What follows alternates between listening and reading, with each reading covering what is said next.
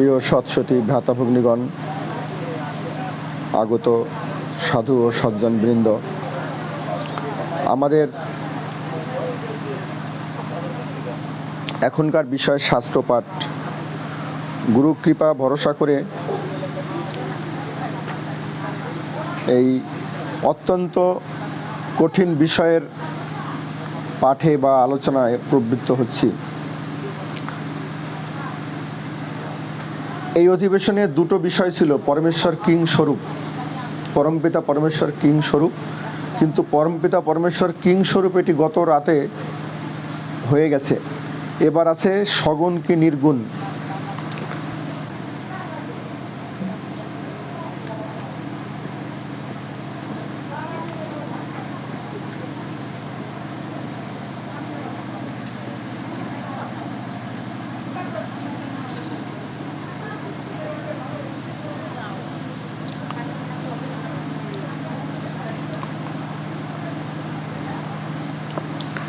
সীতা দেবীকে জিজ্ঞেস করা হয়েছিল যে সত্য ধর্ম কতদিনে প্রচারিত হবে। প্রশ্নটা এরকম ছিল না প্রশান্ত? কতদিনে প্রচারিত হবে, না কতদিনে মানুষ সত্য ধর্ম বুঝতে পারবে? সীতা দেবী উত্তর দিয়েছিলেন, তিনি লিখেছিলেন একটা এক লিখে এই দিকে শূন্যর কোনো সংখ্যা ছিল না, শেষ ছিল না।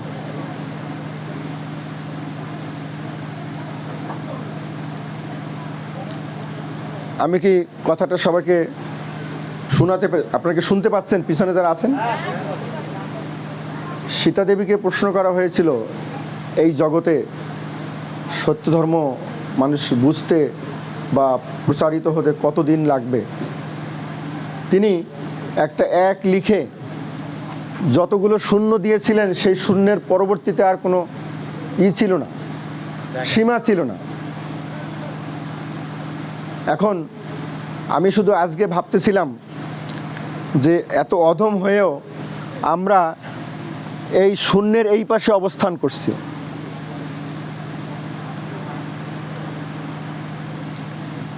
এই যে প্রচারিত হবে বা না বোঝার বা তার এখান থেকে শুরুর আমরা এই পাশে অবস্থান করছি কিনা বলেন?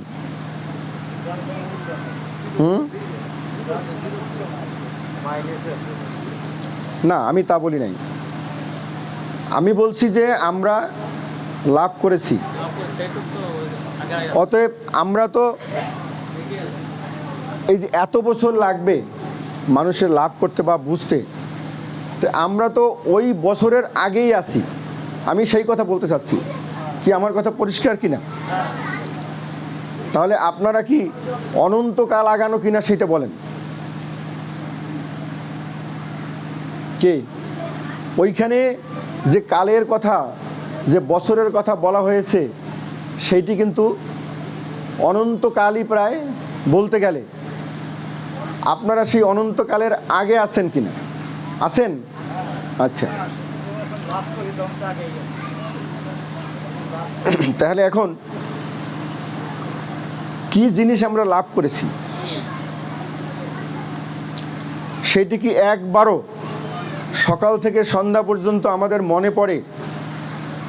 মনে পড়ে আমি এই পৃথিবীতে কি লাভ করেছি? আমার কতটুকু অর্থ আছে, সম্পদ আছে, আমার গায়ে ভালো জামা আছে কিনা, আমার সন্তানাদি ভালো লেখাপড়া করে কিনা, আমি ভালো খেতে পারি কিনা, ভালো জায়গায় আমি বাস করতে পারি কিনা, এই চিন্তা আমাদের বেশি থাকে, নাকি আমি কি পেয়েছি কি পাইনি সেটা বাদ দিলাম। আমি এখনো আমাদের অনেক উন্নতি হয় নাই, যেভাবে উন্নতির আশা ছিল, গুরুদেব যেভাবে আমাদের কাছ থেকে উন্নতির আশা করেছিলেন সেই উন্নতি হয়নি, সেইটা বাদ দিলাম। আমি কি পেয়েছি, আমি কি পথ পেয়েছি, কি সুযোগ পেয়েছি, কি সৌভাগ্যের অধিকারী আমরা, সেইটা কি একবারও আমরা চিন্তা করি? কি সম্পদ আমরা পেয়েছি? দেখেন আমরা কি পেয়েছি। যে দুয়ার বদ্ধ ছিল, সৃষ্টির পর কত কাল অতিবাহিত হয়েছে আমরা জানি না।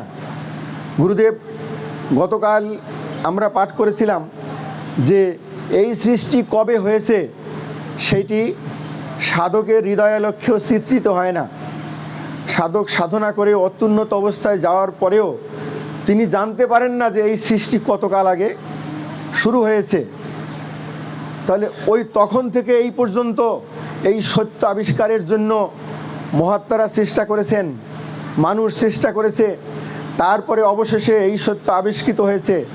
তাহলে আমরা বলতে পারি এতদিন এই দুয়ার বন্ধ ছিল, এই দুয়ার পরিপূর্ণভাবে বন্ধ ছিল আমাদের জন্য, সাধারণ মানুষের জন্য, অত্যুন্নত সাধকদের জন্য খোলা ছিল। তারা জানতেন বহু আগে এই সত্যের সন্ধান, তারা সত্য ধর্মমতে সত্য মতে তারা উপাসনা করতেন, যে কারণে তারা অত্যুন্নত অবস্থা লাভ করতে পেরেছিলেন এবং তারা পরমেশ্বরের দর্শন লাভ করেছিলেন। কিন্তু আমরা যারা সাধারণ মানুষ, আমাদের জন্য এই দুয়ার বন্ধ ছিল। যেমন নাকি বেদ পড়ার অধিকার সকলের ছিল না এক সময়, বিশেষত এই শূদ্র জাতির এবং মেয়েদের, সেই দ্বার উন্মোচিত হয়েছে অনেক পরে। এখন দেখেন আমাদের জন্য সেই দুয়ার উন্মোচিত হয়েছে। আমরা এক অবারিত খোলা মাঠের, খোলা দুয়ারের সামনে দাঁড়িয়ে, আমাদের সামনে ধর্ম দেওয়া হয়েছে, প্রকৃত ধর্ম। আমাদের সামনে ঈশ্বরকে লাভ করার যে পথ, সেই সমস্ত পথ আমাদেরকে দেওয়া হয়েছে। এর চেয়ে সৌভাগ্য আর কি আছে? এই কথাটি কি একবারও আমরা সারাদিনের মধ্যে ভেবে একটু আনন্দ পাই না?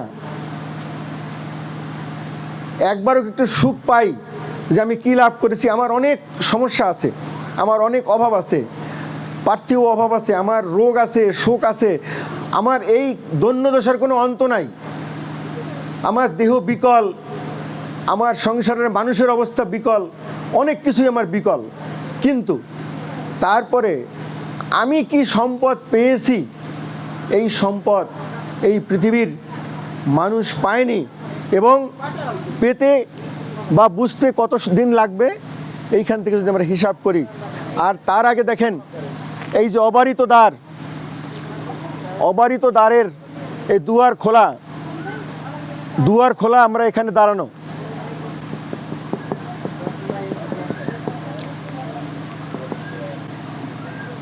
এই দিকের জন্য দুয়ার এখনো বন্ধ, এই পাশের জন্য, এই পাশের জন্য দুয়ার খোলা।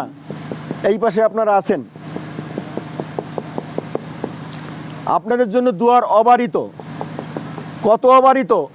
এই দিকে যেমন সীমাবদ্ধতা অবারিত, অনন্ত অসীম, তেমনি আপনাদের জন্য খুলে দেওয়া হয়েছে অবারিত, এই দিকে অনন্ত অসীম। আমি কি বুঝাতে পেরেছি কথাটা? আপনাদের জন্য অসীম অনন্ত দরজা খোলা, উন্নতির অসীম অনন্ত দরজা খোলা। পরমপিতা স্বয়ং সেই ব্যবস্থা করে দিয়েছেন। পরমেশ্বর স্বয়ং আপনাদের জন্য দরজা খুলে দিয়েছেন। এখন এই খোলা দুয়ারে আমরা বিচরণ করব কিনা? এই যে অবারিত মাঠে আমরা বসে আছি, আমরা ঘরের মধ্যে ছিলাম, ঘুমানো ছিলাম, আমরা এখানে এসে অবারিত মাঠের মধ্যে এসেছি। আমরা এখান থেকে চলতে পারি ইচ্ছা করলে অনন্ত গতিতে তার দিকে,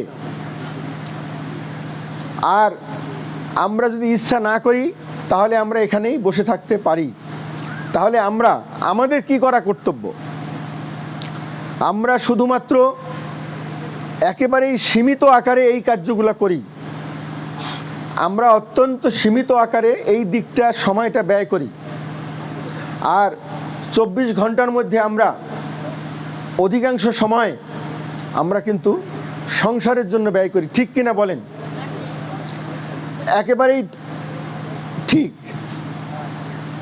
তাহলে এই সুযোগ যারা পায়নি তারা কতকাল পরে পাবে, আর আমরা সুযোগ পাওয়ার পরে সুযোগের সদ্ব্যবহার আমরা করছি না। দেখেন, পরমেশ্বরের কথা আলোচনার বিষয় ছিল না এক সময়। ঈশ্বরের কথা লেখা ছিল কোথায়? যে সমস্ত গ্রন্থে এখনো একদল মানব গোষ্ঠী তারা উন্নত, আমরা অশ্রদ্ধা করি না, অস্বীকার করি না যে ব্রাহ্মণরা যারা ব্রহ্মকে জানেন, প্রকৃত যিনি ব্রাহ্মণ তিনি আমাদের সে উন্নত, আমরা অস্বীকার করব না। কিন্তু দেখেন, তাদের কাছে আমরা এখনও অস্পৃশ্য, তাদের কাছে এখনও আমরা বেদ পড়ার অধিকারী নাই, মেয়েরা তো অধিকারী নাই। সেই বেদের মধ্যে কি আছে? সত্য ধর্মের কথা আছে, বেদের মধ্যে ঈশ্বরের কথা আছে, বেদের মধ্যে ঈশ্বরকে লাভ করার পথের কথা আছে, আত্মার কথা আছে, জীবাত্মার সঙ্গে পরমাত্মার সংযোগের কথা বলা আছে, এবং সেখানে ঈশ্বরের গুণের কথা বলা আছে। সেখানে আমরা পড়ে দেখেছি সেখানে কতটুকুন আছে,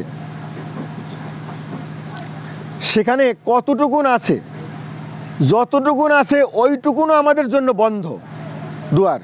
কি আমি কি কথা বুঝাতে পেরেছি? সেখানে আছে, এই তুলনায় আমাদের কাছে যা আছে এই তুলনায় আমি মনে করি যে অসীমভাবে ক্ষুদ্র। সেই ক্ষুদ্র জিনিসটুকুনও ছোঁয়ার অধিকার আপনার নাই বা ছিল না, কিন্তু আপনাকে সেই অধিকার দেওয়া হয়েছে যে আপনি ওর চেয়েও অধিক পরিমাণে যে সম্পদ আপনি সেটি ধরতে পারবেন, ছুঁইতে পারবেন। আপনার বেদ স্পর্শ না করলেও আপনার জন্য তার চেয়ে অধিক এবং অনন্ত জ্ঞান আপনাকে দেওয়ার জন্য আয়োজন করা হয়েছে। দেখেন, আমরা গতকাল যে ঈশ্বরের স্বরূপ সম্পর্কে আমরা যেভাবে আমরা পড়েছিলাম যে পরমপিতা কিং স্বরূপ, তিনি অনন্ত অনন্ত অনন্ত গুণময়। আবার এই সৃষ্টিতে যে যুগ্ম গুণগুলো আছে তার যে দুটো গুণের বিপরীত গুণের যে একই ভবন, সেই একই ভবনের যে অনন্ত একই ভবনের যে একত্ব, যুগ্ম গুণসমূহের, মনে আছে কিনা সকলের, যুগ্ম গুণসমূহের যে একত্ব বা একই ভবন, যুগ্ম গুণসমূহের যে একই ভবন, এরূপ অনন্ত যুগ্মের যে একই ভবন, সেটি হলো পরমেশ্বরের স্বরূপ। আচ্ছা, এবার আজকের প্রশ্ন যেটা দিয়ে এখানে শুরু হয়েছে সেটি হলো ঈশ্বর সগুণ কি নির্গুণ? দেখেন, আমরা সহজে উদাহরণ দিলে আমরা সহজে বুঝবো।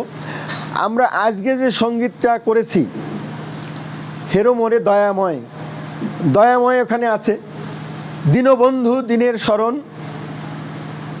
কোথাপিত প্রেমময়, তারপরে অগতির গতি তুমি হে হৃদয় স্বামী, অনুগত দাস আমি, কোথা হে করুণাময়, অধম তারণ আমি, অধম অক্ষম আমি, পতিত পাবন তুমি, আমি পতিত পাপময়। তারপরে তুমি সত্য সনাতন, তুমি নিখিল তারণ, তুমি প্রভু, তুমি বিভু, তুমি শান্তির নিলয়, তুমি অনাদি অনন্ত, তুমি শান্ত প্রাণকান্ত, তুমি শিব, তুমি ত্রাতা, তুমি হে মঙ্গলময়। আমি যতখানি বললাম, দেখেন এক একটা ইন্ডিভিজুয়াল গুণের কথা আমি বলেছি বা ওখানে লেখা আছে। এই যে ইন্ডিভিজুয়াল যে গুণগুলো লেখা আছে, এইগুলোকে কি বলে? এই গুণগুলোর নাম কি?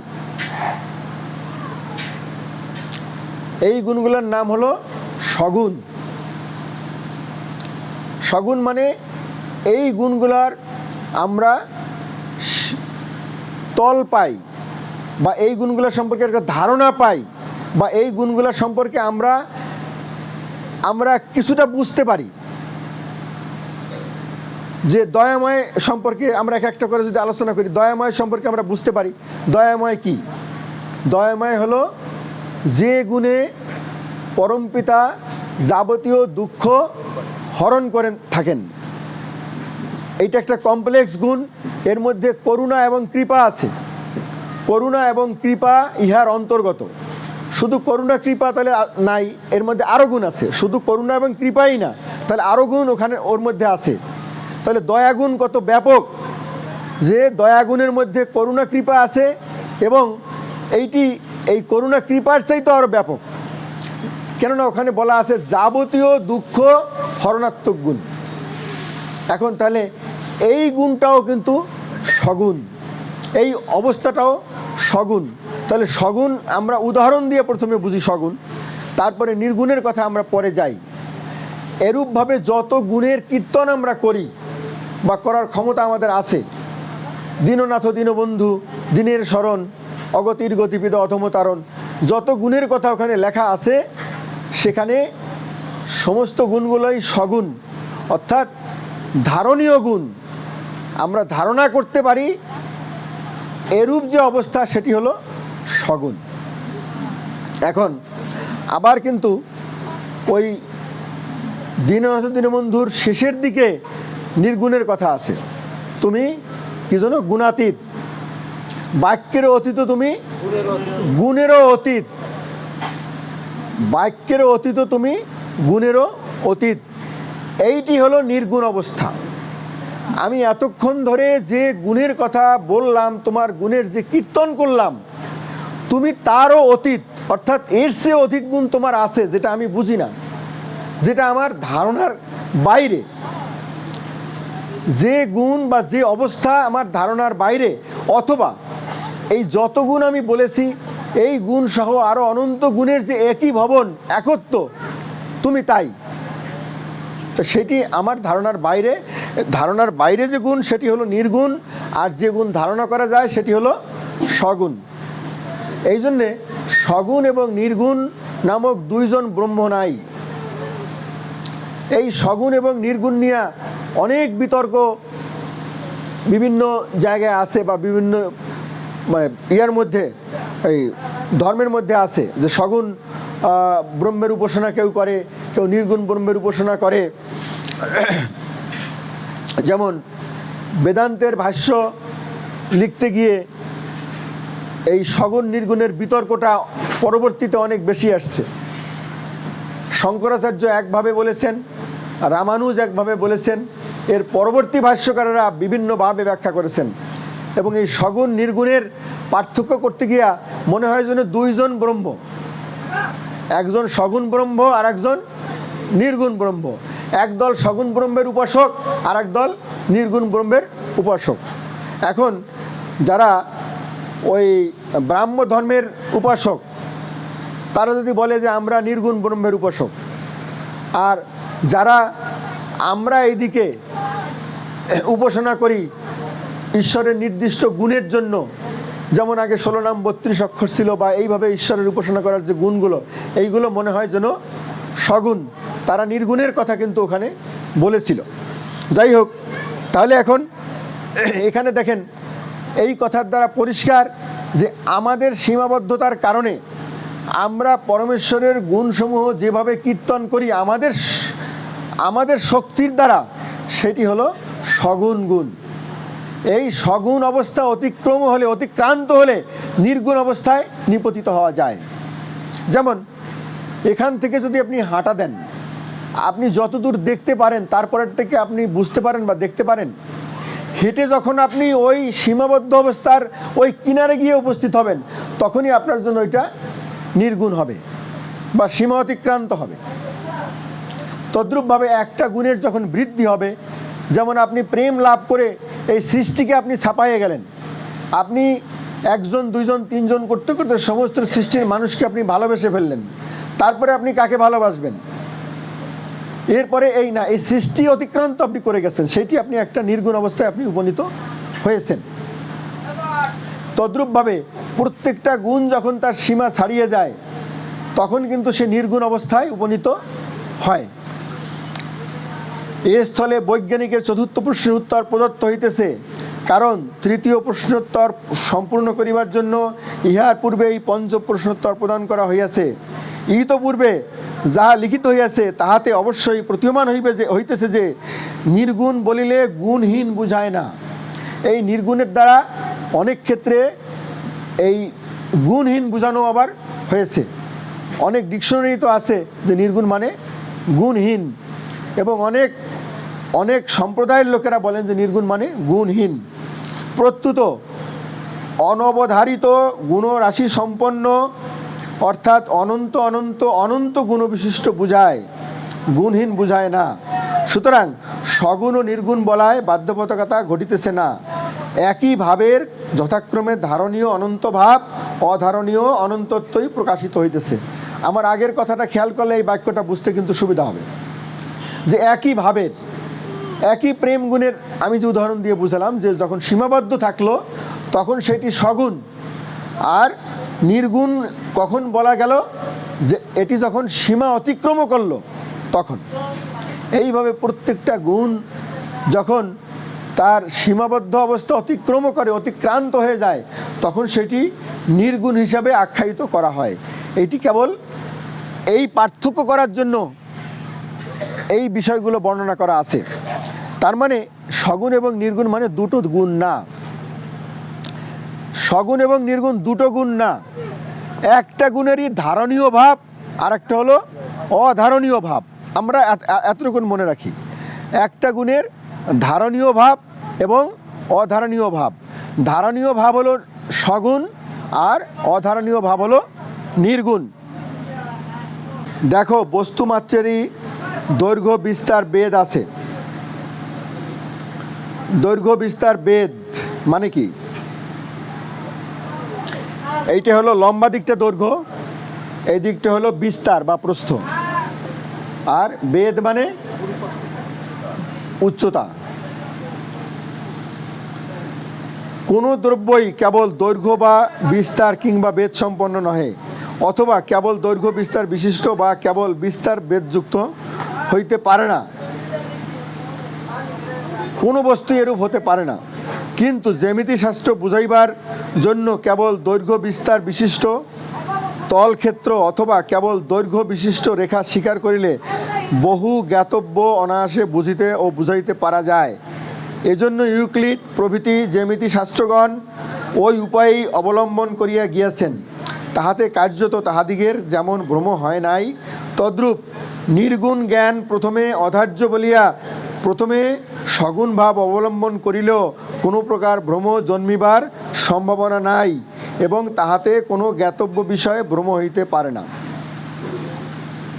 এখানে কথাটা কিন্তু সোজা, সহজ ভাষা দিয়ে বোঝানো। এখানে লিখতে গিয়া মনে হয় যেন কঠিন, কঠিন কিছুই না। যে গুরুদেব এখানে বললেন প্রত্যেকটা বস্তুই দৈর্ঘ্য বিস্তার এবং বেদ বিশিষ্ট। শুধু দৈর্ঘ্য প্রস্থ সম্পন্ন কোনো বস্তু নাই, অথবা কোনো প্রস্থ বা দৈর্ঘ্য সম্পন্ন কোনো বস্তু নাই বেদ বিশিষ্ট। কিন্তু ইউক্লিড তার জ্যামিতি শাস্ত্র দৈর্ঘ্য বিস্তার ইত্যাদি দিয়ে উচ্চতা ছাড়াও কিন্তু অনেক বিষয়গুলো সেখানে অবলম্বন করা হয়েছে, এটি সাধারণভাবে বোঝার জন্য। তদ্রূপভাবে ঈশ্বরকে বোঝার জন্য প্রাথমিকভাবে সগুণ অবস্থার প্রকাশ করা হয়েছে, বা এই সগুণ বিষয়ের দ্বারা, সগুণ গুণের দ্বারা ঈশ্বরকে বোঝানোর জন্য চেষ্টা করা হয়েছে। যেমন আমরা যদি বলি ঈশ্বর প্রেমময়, ঈশ্বর দয়াময়, তাতে কি ভুল হবে? ভুল হবে না। কিন্তু আসলে কি পরমেশ্বর দয়াময় বা শুধু প্রেমময়, শুধু করুণাময়? আসলে কি তাই? তিনি যত গুণ আছে এইভাবে অনন্ত গুণ, দয়া, করুণা, কৃপা ইত্যাদি, এই সমস্ত গুণের যে একই ভবন যে যখন হয়ে গেল, তখন তো ওই সমস্ত গুণের অতীত হয়ে গেল না? অতীত মানে কি? ওই গুণগুলো আর ওইভাবে মানে চিন্তার মধ্যে থাকলো না, তাই না? ধারণার যোগ্য থাকলো না, ধারণার যোগ্য আর ওই গুণগুলো থাকলো না। কিন্তু আমরা যদি এক একটা গুণের কথা বলি তাতে কিন্তু ভুল হবে না বা মিথ্যা হবে না। পরমেশ্বর দয়াময় এই কথা বললে যেমন সঠিক হবে, আবার যদি কেউ বলে না তিনি অনন্ত দয়া এবং অনন্ত ন্যায়পরতার একত্ব ভূমি, তাতেও ভুল হবে না। আবার যদি কেউ বলে যে না তিনি অনন্ত দয়া ন্যায়পরতার একত্ব, প্রেম জ্ঞানের একত্ব, এবং তিনি এই পুরুষ প্রকৃতির একত্ব, তারপরে আমরা গতকাল আরও কতগুলো গুণের কথা এখানে বলেছিলাম, ধর্ম অধর্মের একত্ব, সুখ দুঃখের একত্ব ইত্যাদি, যে অনন্ত যুগ্মের যে একত্ব স্বরূপ পরমেশ্বর তদ্বারা বিভূষিত, তাহলে ওইটাই তার প্রকৃত স্বরূপ। কিন্তু আমরা যে ব্রহ্মের উপাসনা করি এটি কি তাহলে ভুল? আমরাও ভুল না, গুরুদেব সেই কথাই এই প্রবন্ধে বলার চেষ্টা করেছেন। আমরাও ভুল না, প্রবেশার্থী মানবের পক্ষে বা সাধকের পক্ষে এইভাবেই প্রবেশ করতে হবে তাকে। আপনি এক জায়গায় ঢুকবেন, ঢোকার জন্য আপনি প্রথমেই তো মিডল জায়গায় মাঝখানে যেতে পারবেন না বা ওই প্রান্তে যেতে পারবেন না, আপনাকে ধীরে ধীরে প্রবেশ করতে হবে।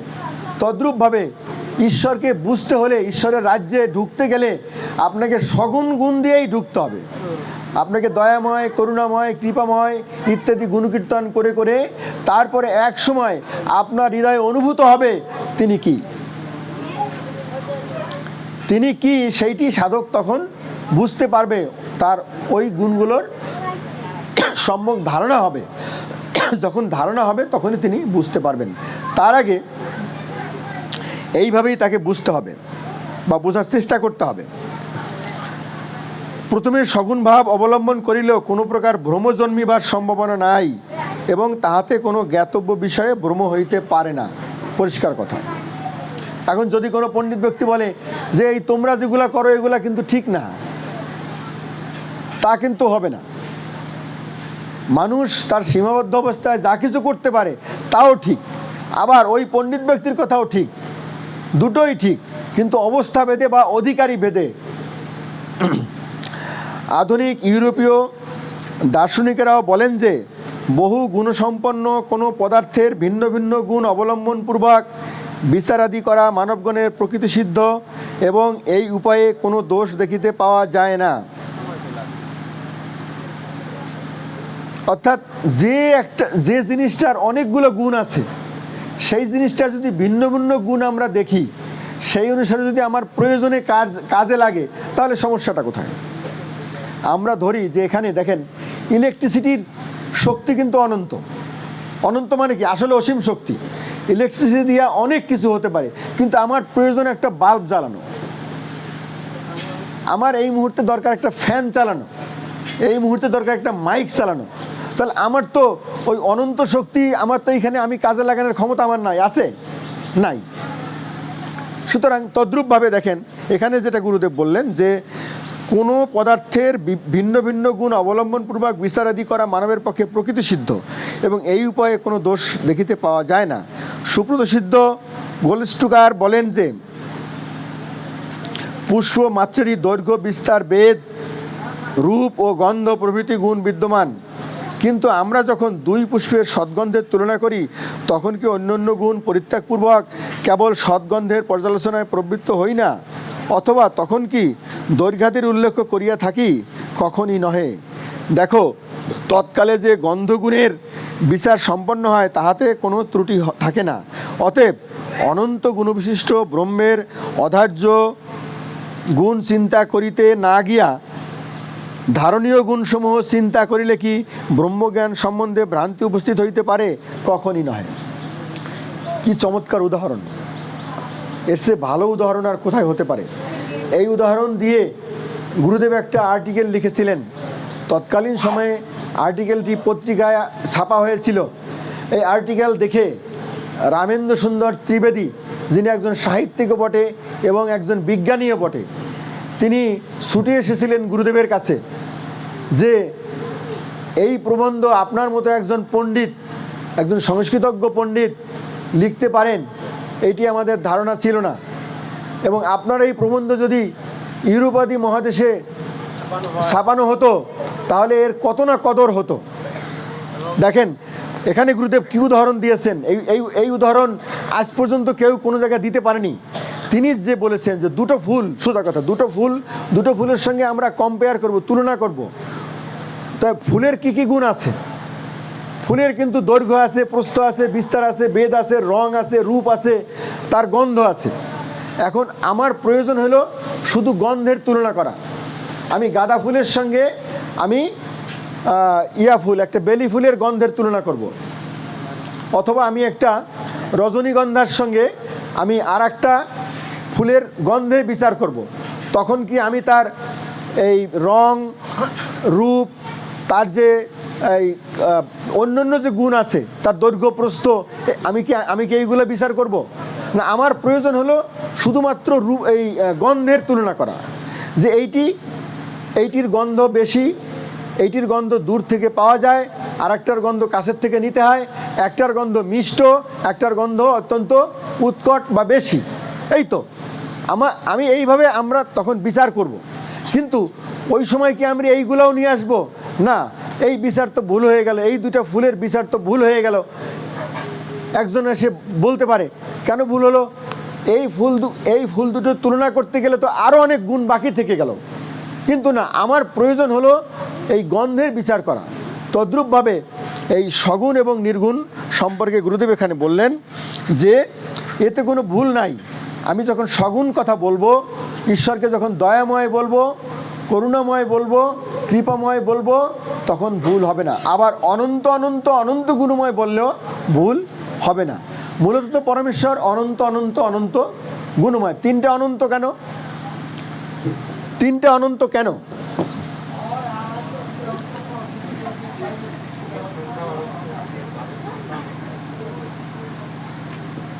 প্রথম অনন্ত, গুণের সংখ্যা অনন্ত। গুণের সংখ্যা অনন্ত। আচ্ছা, এরপরে অনন্ত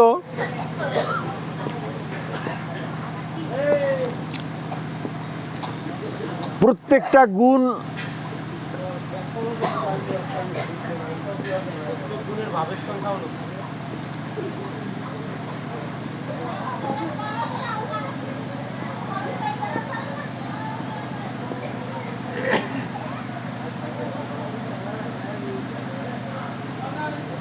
গুণের সংখ্যা অনন্ত।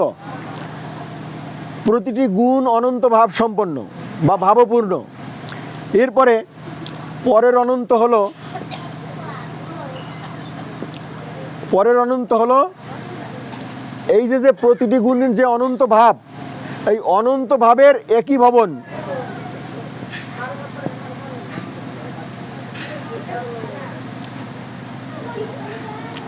অনন্ত ভাবের একই ভবন।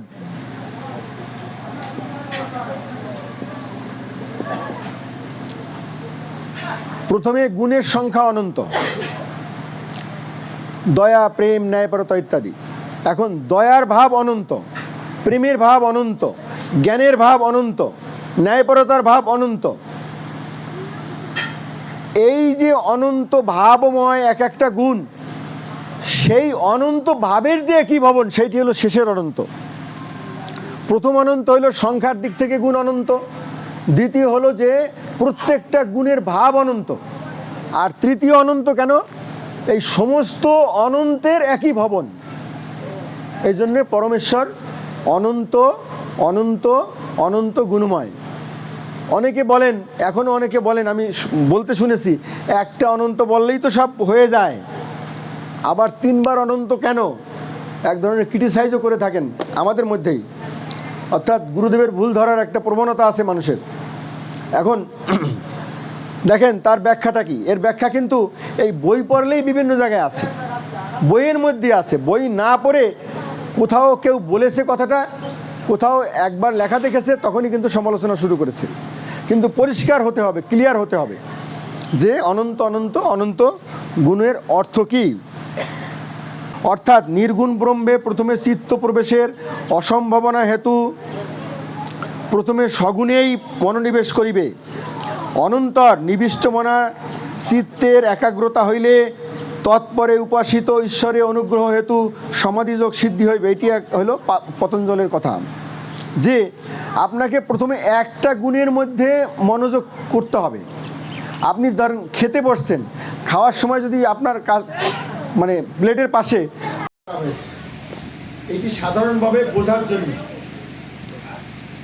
তদ্রূপভাবে ঈশ্বরকে বোঝার জন্য প্রাথমিকভাবে সগুণ অবস্থার প্রকাশ করা হয়েছে, বা এই সগুণ বিষয়ের দ্বারা, সগুণ গুণের দ্বারা ঈশ্বরকে বোঝানোর জন্য চেষ্টা করা হয়েছে। যেমন আমরা যদি বলি ঈশ্বর প্রেমময়, ঈশ্বর দয়াময়, তাতে কি ভুল হবে? ভুল হবে না।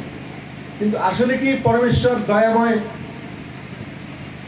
বা শুধু প্রেমময়, শুধু করুণাময়? আসলে কি তাই? তিনি যত গুণ আছে এইভাবে অনন্ত গুণ, দয়া, করুণা, কৃপা ইত্যাদি, এই সমস্ত গুণের যে একই ভবন যখন হয়ে গেল, তখন তো ওই সমস্ত গুণের অতীত হয়ে গেল না? অতীত মানে কি? ওই গুণগুলা ওইভাবে মানে চিন্তার মধ্যে থাকলো না, তাই না? ধারণার যোগ্য থাকলো না, ধারণার যোগ্য আর ওই গুণগুলো থাকলো না। কিন্তু আমরা যদি এক একটা গুণের কথা বলি তাতে কিন্তু ভুল হবে না বা মিথ্যা হবে। পরমেশ্বর দয়াময় এই কথা বললে যেমন সঠিক হবে, আবার যদি কেউ বলে না তিনি অনন্ত দয়া এবং অনন্ত ন্যায়পরতার একত্ব ভূমি, তাতেও ভুল হবে না। আবার যদি কেউ বলে যে না তিনি অনন্ত দয়া ন্যায়পরতার একত্ব, প্রেম জ্ঞানের একত্ব, এবং তিনি এই পুরুষ প্রকৃতির একত্ব, তারপরে আমরা গতকাল আরো কতগুলো গুণের কথা এখানে বলেছিলাম, ধর্ম ধর্মের একত্ব, সুখ দুঃখের একত্ব ইত্যাদি, যে অনন্ত যুগ্মের যে একত্ব স্বরূপ পরমেশ্বর তদ্বারা বিভূষিত, তাহলে ওইটাই তার প্রকৃত স্বরূপ। কিন্তু আমরা যে ব্রহ্মের উপাসনা করি এটি কি তাহলে ভুল? আমরাও ভুল না। গুরুদেব সেই কথাই এই প্রবন্ধে বলার চেষ্টা করেছেন, আমরাও ভুল না। প্রবেশার্থী মানবের পক্ষে বা সাধকের পক্ষে এইভাবেই প্রবেশ করতে হবে তাকে। আপনি এক জায়গায় ঢুকবেন, ঢুকার জন্য আপনি প্রথমেই তো মিডল জায়গায় মাঝখানে যেতে পারবেন না বা ওই প্রান্তে যেতে পারবেন না, আপনাকে ধীরে ধীরে প্রবেশ করতে হবে। তদ্রূপ ভাবে ঈশ্বরকে একবারে এক একটা করে গুণের অভ্যাস করতে হবে। যে কারণে আমরা যে গুণের কীর্তন করি, দেখেন সব চাইতে বেশি গুণ হলো গিয়া হেরোমোরে দয়াময়ের মধ্যে আছে, হয়তো 124-25টা গুণ বোধহয় ওখানে আছে, আর 100-র নিচে আছে দীনবন্ধুর মধ্যে। এইভাবে কিন্তু মানে গুণের অনেকগুলো গুণ একসঙ্গে আছে, কিন্তু ওর মধ্যে আমরা ধারণা করতে পারি কয়টা? যে ওখানে গুরুদেব বলেছেন অন্যত্র যে পাপী, যার মনের মধ্যে পাপবোধ জাগ্রত হবে, সে করুণাময় গুণের অন্যান্য গুণ কীর্তন করার পরে তিনি একটা গুণকে বেছে নেবেন, সেটি হলো কি? করুণা গুণ। এতক্ষণ ধরে তিনি 124টা গুণের কীর্তন করেছেন, এবার তিনি একটা গুণকে বেছে নেবেন তার পাপ মুক্তির জন্য। যখন তিনি পাপ থেকে মুক্তি লাভ করবেন তখন তিনি আর একটা গুণকে বেছে নেবেন, আর কতগুলো গুণের জন্য তিনি প্রার্থনা করবেন, তার গুণের জন্য প্রার্থনা করবেন তিনি। তাহলে এই যে প্রণালীবদ্ধ, এইটি কিন্তু আপনার উপাসনা পদ্ধতির বিশেষত্ব। আপনাকে এইভাবে অগ্রসর হতে হবে, তাহলে কিন্তু আত্মোন্নতি হবে। তা না হলে কিন্তু এই গুরুদেবের কথা অনুসারে না চললে কিন্তু আত্মোন্নতি হওয়া সম্ভব না। আমি যে কথাটা বললাম ক্লিয়ার কিনা? আমি অনন্ত গুণের কীর্তন করব, আপনার যে বীজ মন্ত্র সেটি অনন্ত গুণের কীর্তন আপনি করলেন, কিন্তু আপনার পাপ যতক্ষণ না যাবে ততক্ষণ আপনি ওই অনন্ত গুণের কীর্তনের পরে আপনি পাপ মুক্তির জন্য করুণাময়ের করুণা গুণের কীর্তন করবেন। যখন আপনি মনে করবেন যে আমার পাপ চলে গেছে, তখন আপনি যে গুণ আপনার আবশ্যক আপনি মনে করেন যে আমার এই গুণের প্রয়োজন, তখন আপনি ওই গুণের জন্য প্রার্থনা করেন বা ওই গুণের কীর্তন করবেন। এইটি সোজা উপাসনা পদ্ধতির, এটি হলো গিয়া মূল বিষয় বা মুখ্য বিষয়।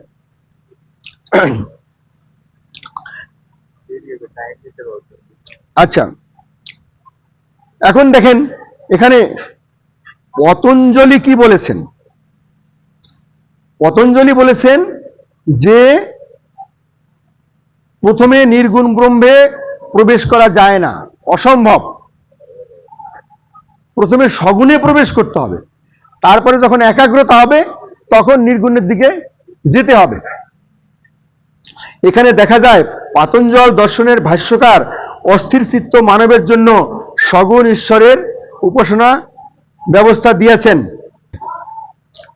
প্রকৃতপক্ষেও সগুণ ভাব ভিন্ন, নির্গুণ ভাব যে প্রথম শিক্ষার্থী কেহই বুঝিতে পারে না, তদ্বিষয়ে সন্দেহ নাই। সগুণ ছাড়া নির্গুণকে বোঝা যাবে না, সগুণ ভিন্ন নির্গুণকে বোঝা যাবে না। আপনি দেখেন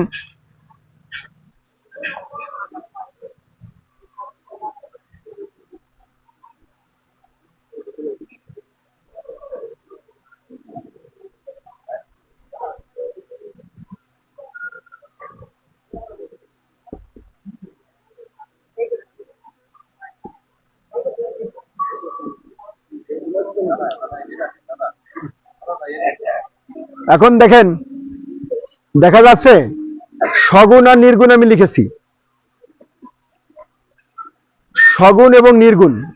এখন যখন আমরা সগুণ কথাটা বলবো, সগুণ ব্রহ্মের কথা যখন বলবো আমরা, তখন কি আমরা এই নির্গুণকে বাদ দিয়ে কি সগুণ হয়, বা সগুণকে বাদ দিয়ে কি নির্গুণ হয়?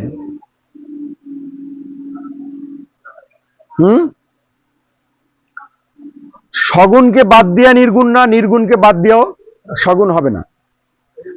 এখন কেন আমরা সগুণ কথাটা বলি? আমরা যে অবস্থায় আছি, আমরা যেটা ধারণা করতে পারি সেটি হলো সগুণ, আর যেটা আমরা ধারণা করতে পারি না সেটি হলো নির্গুণ।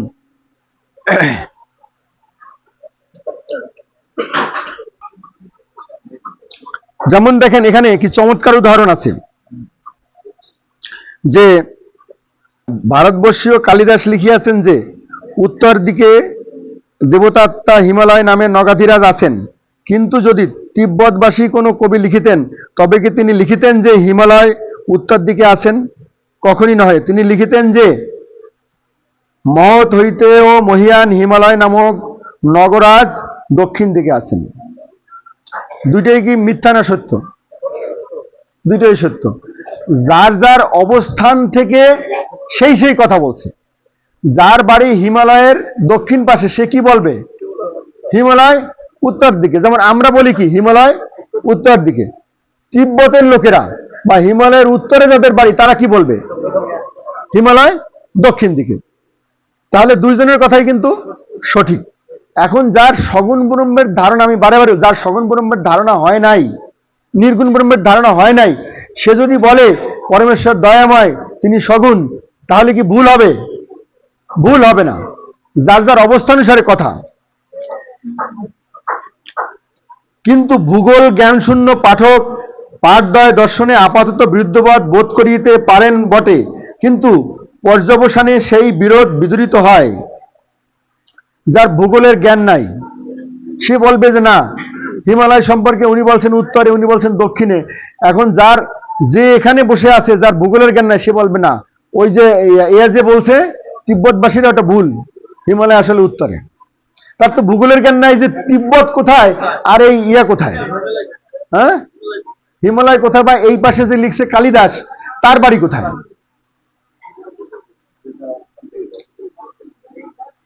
ঈশ্বর সম্বন্ধেও জানিবে যিনি ব্রহ্মকে, এইবার দেখেন, এবার ভালোভাবে খেয়াল করেন, যিনি ব্রহ্মকে নির্গুণ অর্থাৎ নিরবধারিত গুণরাশি বিশিষ্ট বা নিরবধার্য গুণরাশি যুক্ত বলিয়াছেন, এবং যিনি সগুণ অর্থাৎ অনন্ত অনন্ত গুণবিশিষ্ট বলিয়া নির্দেশ করিয়াছেন, ইহারা উভয়ই সত্যবাদী এবং উভয়ের নির্দেশই যথার্থ।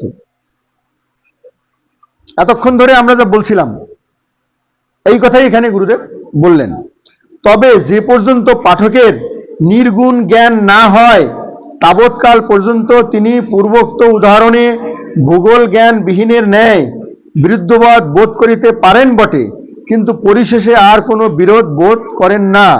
তখন তিনি সগুণ ও নির্গুণ উভয় পদই যে একবিধ ভাব প্রকাশক তাহা প্রতীয়মান করিতে সমর্থ হন। পরিষ্কার হইল, উভয়ের কথাই এক। যিনি বলেন যে ব্রহ্ম সগুণ তার কথাও সত্য, যেমন যিনি বলেন যে ব্রহ্ম নির্গুণ তার কথাও সত্য। যেমন হিমালয় যার কাছে উত্তরে সে বলবে উত্তর দিকে, যার কাছে দক্ষিণে সে বলবে হিমালয় দক্ষিণ দিকে। কিন্তু যে থার্ড পার্টি যদি কেউ বিচার করে, তার যদি ভূগোলের জ্ঞান না থাকে, সে বলতে পারে না ওই ভুল বলেছে একজন। তদ্রূপ ভাবে এই সগুণ নির্গুণ সম্পর্কে ধারণা না থাকলে একজন বলে বসতে পারে যে না, আমরা তো জানি ঈশ্বর কখনো সগুণ হতে পারেন না, তিনি তো নির্গুণ, তার তো এই সীমাবদ্ধ গুণ তো তাতে নাই, তিনি তো নিরবধারিত গুণের আধার। এখানে দেখেন একটা খুব তফাৎ আছে, সূক্ষ্ম তফাৎ। অনন্ত অনন্ত গুণ বিশিষ্ট বলা আছে, কিন্তু এই সগুণকে, সগুণ অর্থাৎ অনন্ত অনন্ত গুণ বিশিষ্ট, আর অনন্ত অনন্ত অনন্ত গুণ বিশিষ্ট কিন্তু এখানে বলা হয় নাই। শেষের অনন্তটা কিন্তু এইখানে ব্যাখ্যা করতে লেগেছে, তাই না? আমরা যেটা আগে দেখালাম, শেষের অনন্ত হলো সমস্ত গুণের অনন্ত ভাবের যে একই ভবন, সেটি হলো শেষের অনন্ত, ওইটাই নির্গুণ। ওইটাই নির্গুণ। পরমেশ্বর অনন্ত অনন্ত অনন্ত গুণময়। প্রথম অনন্ত গুণের সংখ্যার দিক থেকে, দ্বিতীয় অনন্ত হলো এক একটা গুণের ভাব অনন্ত, তৃতীয় অনন্ত হলো যে ওই অনন্ত ভাবের একই ভবন হলো পরমেশ্বর।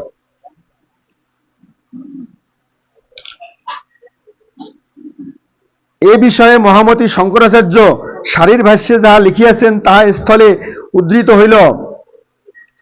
অর্থাৎ অবিদ্যা অবস্থায় ব্রহ্মের উপাস্য উপাসকাদি লক্ষণ সমুদায় ব্যবহার, তন্মধ্যে ব্রহ্মের কয়েক প্রকার উপাসনা অভ্যুদয়ার্থক, কতিপয় মুক্তার্থক এবং কতগুলি কর্ম সমৃদ্ধার্থক, তাহাদিগের ভেদ কেবল গুণ বিশেষ উপাধি ভেদেই ভেদ হয়, কিন্তু একই পরমাত্মা ঈশ্বর সেই সেই গুণ বিশেষে বিশিষ্ট হইয়া যদ্যপি উপাস্য হন, তথাপি গুণোপাসনা অনুসারে এই ফল ভিন্ন ভিন্ন হয়।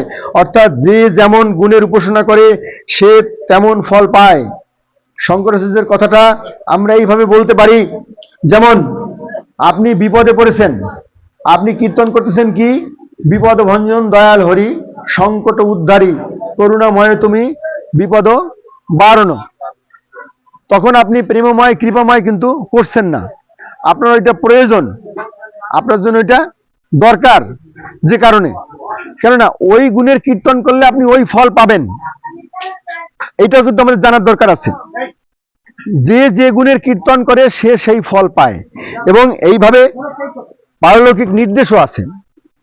যেমন আমি ওই শ্বশুরমশাইয়ের কাছ থেকে শুনেছি যে রঘুনাথপুরে একবার কলেরা লেগেছিল, ভীষণ কলেরা, এখানে ওনারা আছেন, ভীষণ কলেরা। সেই কলেরায় প্রতিদিন অসংখ্য মানুষ মারা যাচ্ছিল, কোন ক্রমেই ওই কলেরা ভালো হচ্ছে না। তখন পারলৌকিক মহাত্মারা নির্দেশ দিলেন যে 3 রাত্রি 3 দিন অহর্নিশ সত্য সনাতন কীর্তন করো।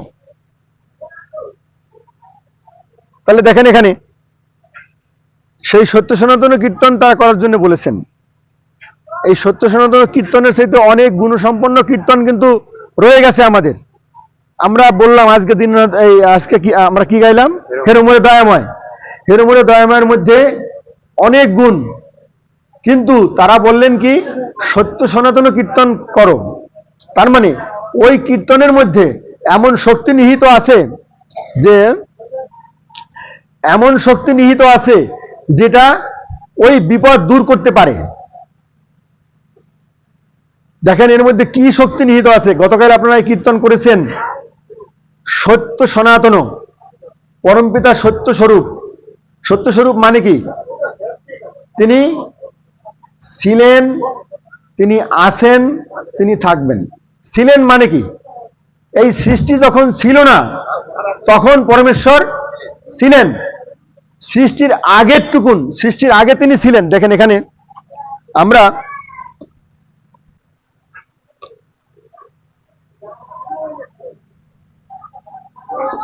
ছিলেন মানে কি, তিনি সৃষ্টির পূর্বেও ছিলেন,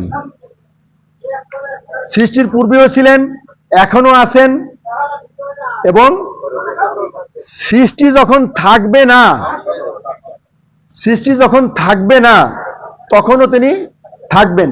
যে কারণে সত্য গুণের আর এক নাম হলো নিত্য। সত্য গুণের আর এক নাম হলো নিত্য, অর্থাৎ অবিনশ্বর। তিনি সৃষ্টির আগে ছিলেন, তিনি এখনো আছেন, সৃষ্টির পরেও তিনি থাকবেন। এরপরে ওই কীর্তনের এরপরের টুকুন কি, সনাতন। সত্য সনাতন। সনাতন শব্দের অর্থ কি, সদাকাল বিদ্যমান। অর্থাৎ সৃষ্টি তো হলো, পরমেশ্বর তো সৃষ্টির আগে ছিলেন, এখন আছেন, পরে থাকবেন, তিনি নিত্য। তার সঙ্গে সৃষ্টির তো কোনো সম্পর্ক, ওইভাবে সৃষ্টি না করলেও তিনি থাকতেন, তাই না? এখন সনাতন মানে কি, সৃষ্টির পরে তিনি আছেন, কাল যখন সৃষ্টি হয়েছে, এই কালের পরেও পরমেশ্বর আছেন। দেখেন ওখানে কিন্তু কাল সম্বন্ধীয়, আগেটা কিন্তু অ্যাবসলিউট নিত্য, কালের অতীত। যে সত্য যে বলা হলো সেটা কিন্তু কালের অতীত।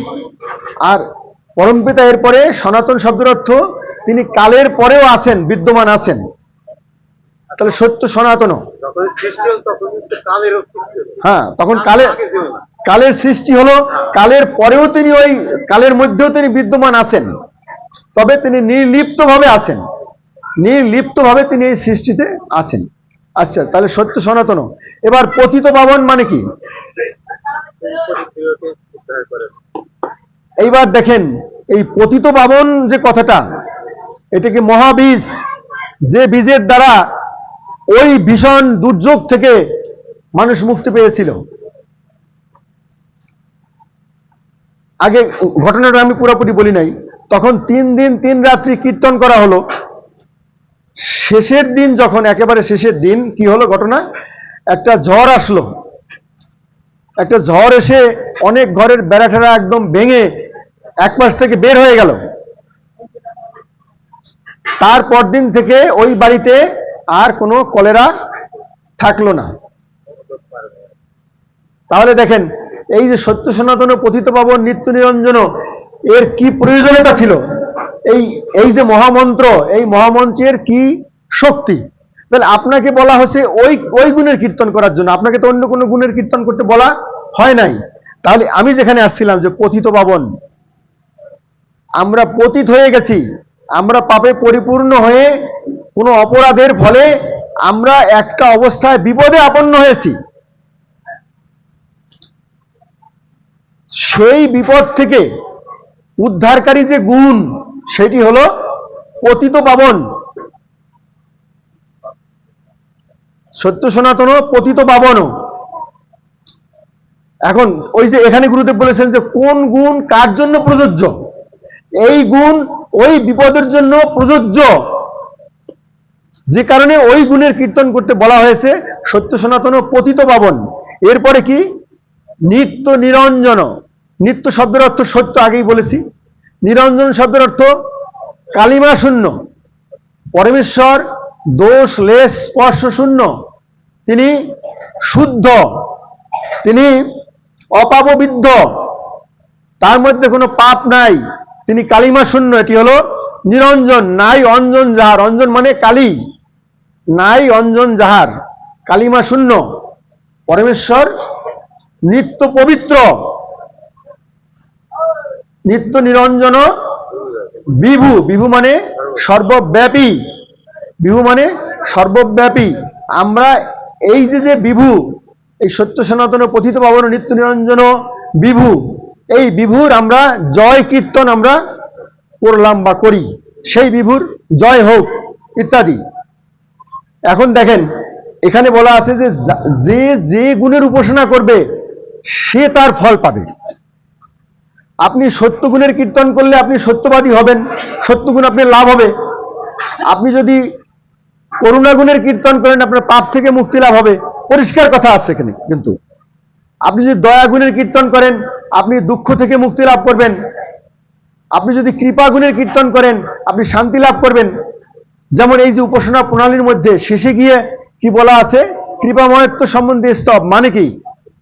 আপনি এতক্ষণ ধরে গুণকীর্তন করেছেন, আপনি পাপ থেকে মুক্তির জন্য প্রার্থনা করেছেন, পাপ থেকে মুক্তির পরে আপনার স্বাভাবিকভাবে কি হওয়ার কথা, শান্তি আসার কথা। দেখেন কি সায়েন্টিফিক কথা, এখানে কি সায়েন্টিফিক প্রণালী উপাসনার। এরপরে আপনি যখন আপনার মনে শান্তি আসবে তখনই তো আপনি কৃপা গুণের কীর্তন করবেন, তাই তো কথা। যখন শান্তি আসলো তখনই তো আনন্দ লাভ হবে। মনে শান্তি না থাকলে কি আনন্দ পাওয়া যায় কিনা? যাবে। আপনি যতই উপাসনা করেন, যা করেন, যতক্ষণ পর্যন্ত আপনার মনে শান্তির উদ্রেক না হবে ততক্ষণ আপনি আনন্দ লাভ করতে পারবেন না। এরপরে দেখেন আনন্দময়ত্ব সম্বন্ধে স্তব। তাহলে এই যে উপাসনা প্রণালী, এই উপাসনা প্রণালী ওই যে আমি আগেই বলেছি, অবারিত মাঠ আপনাকে দেওয়া হয়েছে, আপনার অবারিত দ্বার আপনাকে দেওয়া হয়েছে, আপনাকে সেই অনন্তের কাছে পৌঁছানোর জন্য পথ দেওয়া হয়েছে। দেখেন আপনি একটা সিটিংয়ে, একটা সেশনে আপনি পাপ মুক্তির পরে আপনি শান্তি লাভ করছেন, আপনি আনন্দ লাভ করছেন। এবারে দেখেন আরো কি কথা আছে শেষে, যে এরপরে পরম পিতার প্রেমানন্দময়ত্ব উল্লেখপূর্বক তাকে ধন্যবাদ প্রদান। তাহলে দেখেন শান্তি গেল, মানে প্রথমে পাপ মুক্তি হয়ে গেল, পাপ উল্লেখ হলো, পাপ মুক্তি হয়ে গেল, তারপরে শান্তি লাভ হলো, এরপরে আনন্দ লাভ হলো। এবার কি লাভ হবে? এবার আমি বলবো, হে প্রেমানন্দময়, হে প্রেমানন্দময় তুমি ধন্য, আমি তোমার উপাসনা করে এরূপ শান্তি লাভ করেছি, তুমি ধন্য। তারপরে তাকে ধন্যবাদ। ধন্যবাদ কিন্তু অটোমেটিক্যালি, আপনি যদি কোনো মানুষের কাছ থেকে কোনো হেল্প পান, কোনো সাহায্য চান, আপনি তাকে ধন্যবাদ দিবেন না? এক গ্লাস জল একটা ছোট বাচ্চা আপনাকে এনে দিল, ছোট মেয়েটা একটা জল এনে দিল, আপনি তাকে কি বলবেন? ধন্যবাদ দিবেন না? দেওয়া উচিত। ধন্যবাদ, সে প্রাপ্য, আপনাকে সে জল খাইয়েছে, ঠিক কিনা? যদি আপনার উপকারী বোধ যদি থাকে তাহলে আপনি অবশ্যই ধন্যবাদ দিবেন, আর মনে মনে দিলেও আপনি দিবেন। অন্তর্যামী বিধাতা যেন জানেন যে না, আমি যে আমার উপকার করেছে আমি তাকে ধন্যবাদ দিয়েছি। এখন আমাদের এই প্রবন্ধ পাঠ শেষ, একেবারে শেষে যে কথাটা আছে এখানে সেটা পাঠ করে আমরা শেষ করি। গুণ উপাসনা অনুসারেই যখন ফল হয় এবং যথা ব্রহ্মজ্ঞান বিকাশের পূর্বে সগুণ উপাসনাই কর্তব্য। কেমন? এখানে কি বলে? ব্রহ্মজ্ঞান বিকাশের পূর্বে সগুণ উপাসনাই কর্তব্য। যখন ধর্মরাজ্যে প্রবেশার্থী মানবেরই সগুণ ব্রহ্মের উপাসনা করাই যে বিধেয়, তৎবিষয়ে সন্দেহ নাই। দেখেন ব্রহ্মজ্ঞান মানে কি? ব্রহ্মজ্ঞান মানে কি? ব্রহ্মজ্ঞান মানে ধরা যায় যে ব্রহ্মের সঙ্গে আপনার দর্শন, তার ধারণা তো বই পড়েও নেওয়া যায়, তার দর্শন অথবা তার অন্তত অনুভূতি কোনো না কোনো ভাবে তার সন্নিকটে পৌঁছানো, যেখানে পৌঁছালে তার এই সগুণ অবস্থা অতিক্রান্ত হবে। এই অবস্থায় না যাওয়া পর্যন্ত এই সগুণ ব্রহ্মের উপাসনা করতে হবে। আমরা যেভাবে উপাসনা করি এইভাবে উপাসনা আমাদের করতে হবে, করে যেতে হবে। যখন এই অবস্থায় অতিক্রান্ত হওয়া যাবে তখন কিন্তু এই যুগ্ম গুণের যে ভাব, জ্ঞান প্রেমের যে অবস্থা, দয়া ন্যায়পরতার যে অবস্থা, তখন একজন বলতে পারবে যে না, আমার কাছে ধর্ম অধর্ম কোনো পার্থক্য নাই, আমার কাছে সুখ দুঃখের কোনো পার্থক্য নাই, তখন সে বলতে পারবে। কিন্তু তার আগ পর্যন্ত সে বলতে পারবে না যতক্ষণ পর্যন্ত, হ্যাঁ বলা যাবে, সেটি হলো কি ভাষাগতভাবে বলা যাবে জাতিভেদ নাই, ধর্মে কোনো ভেদ নাই, অথবা সুখ দুঃখ আমার কাছে সব সমান, এটা মনে হয় কখনো কখনো। কিন্তু আসলে ওই অবস্থায় যেতে হলে, যে অবস্থায় উপনীত হতে হবে, তার আগে আপনাকে যথাযথ নিয়মে যথাযথভাবে যে উপাসনা পদ্ধতি আছে এখানে, সেই উপাসনা পদ্ধতি অনুসরণ করে আপনাকে উপাসনা করতে হবে।